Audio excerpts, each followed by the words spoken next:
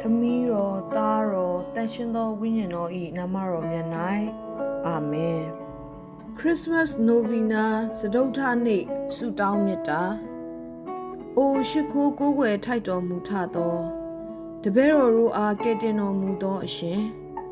ကိုရောရှင်သည်တပည့်တော်တို့အားချစ်ခင်တော်မူထသောကြောင့်များပြားလာစွာသောစော်ကားခြင်းများကိုခံယူတော်မူလေသည်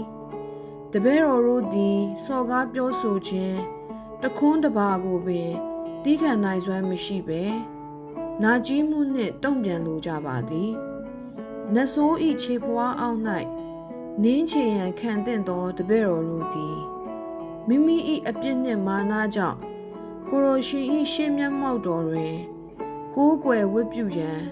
မထိုက်မတန်ရှက်ဖွယ်ဖြစ်ရပါသည်တို့ရာတွင်တပည့်တော်တို့၏မထိုက်တန်မှုကိုမျက်ကွယ်ပြုတော်မူလျက်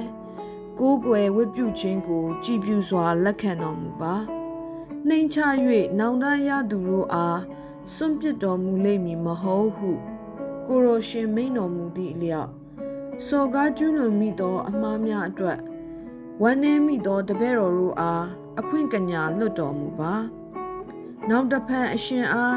ပြစ်မှားခြင်းမပြုတော့ပါဖျား။အိုယေရှုဖျားကိုရောရှင်ခံထမ်းတော်မူသော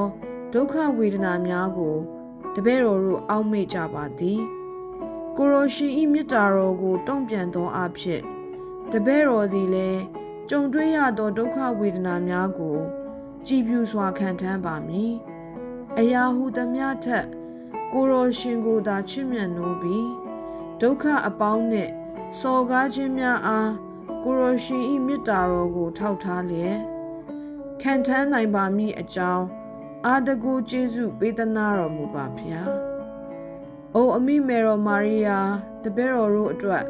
သားတော်ယေရှုထံကျေးဇူးတော်များကိုတောင်းခံပေးတော်မူလျက်ရှေ့နေရှေ့ရက်ပြုပေးတော်မူပါအာမင်